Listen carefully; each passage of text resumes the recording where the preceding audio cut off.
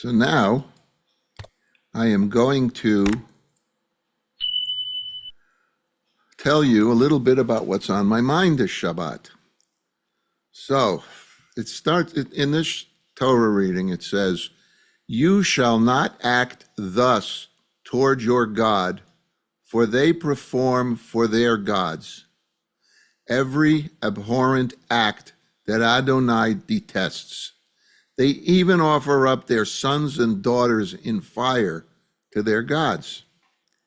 In other words, we shouldn't act like everybody else because they don't do the right thing. They're not listening to what God wants. And then it says they even sacrifice their sons and daughters in fire to their gods.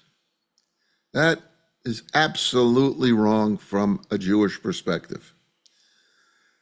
So, as the Torah says, how one worships God is just as important as whom one worships. Doesn't matter who you worship as so much as you worship one God, and we know who that God is. Nobody else. Shema Yisrael Adonai Eloheinu Adonai Echad. Pay attention, Israel. Pay attention. Adonai is our God, and there's only one. Adonai is one. So don't look for some other God. Don't look for making God into three pieces or whatever. Don't do it. It's against the Torah's mitzvot that God gave us. So it is not sufficient to adore God. Just because you love God, that's not sufficient. You have to demonstrate that love with immoral acts such as child sacrifice or terrorism is okay. And if you want to vomit, 70 rabbis just signed a petition that supports Palestinians in Gaza and is telling the Israeli government to get out. That's the Torah reading today says you can't do that. And that's the truth. Okay. Also, in the Shabbos Torah reading, there is a commandment that prohibits the worship of God by means of idolatry. As we said, no idolatry. You can't do it. Oh, God, I get so angry when I think about these rabbis. I don't know where they came from. I don't know who taught them. I don't know how they can think this way. But they're not saying we should do idolatry, but they're not listening. You can't support terrorism. It then adds that the Canaanites even offer up their sons and daughters in fire to their gods. And that's where we're going. We're going into Canaan. So Rashi notes that the word even, like it says, even offers up their sons and daughters. The word even that is used in the verse, the Hebrew, is gam. Gam, gimel, mem, safit. Gam implies there were other horrible things that the Canaanites did besides that.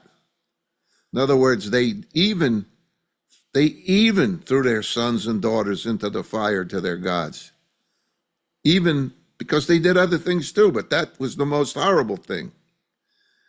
So what did they do? What was it? Rashi provides an answer from the Midrash. The word gam, this is from Rashi now. What happened here? Oh gosh.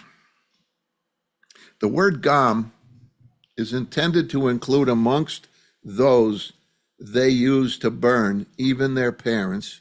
Rabbi Akiva said, "I once saw a heathen who bound his father before his dog, which thereupon devoured him." Oh, God, this is horrible stuff. Now, can you see the people in Gaza act worse than that? They use their children not as sacrifices, but as shields. Even worse. They're not putting them in front of them for God. They're putting them in front of them so they can save their lives. These people are really not good at all. They're horrible. And these 70 rabbis think we should let them live and behave that way. The Midrash describes the Canaanites as people who considered members of their own families to be disposable. Well, how about these Palestinians in quotes? That's how they are. A society considers people disposable when it evaluates them in terms of their worth rather than their humanity. In this case, the children have worth for protecting the military and protecting the weapons and protecting the bullets and the bombs and the rockets. That's their value. They don't look at them as humans with humanity. They don't have any.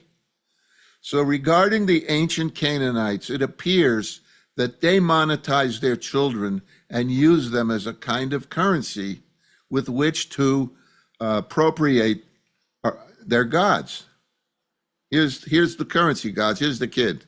I want you to love me. It also seems that they were all too willing to get rid of the elderly, perhaps because they were unproductive and they had to feed them and they didn't have enough to feed them. So get rid of the old people. They're not going to live long anyway.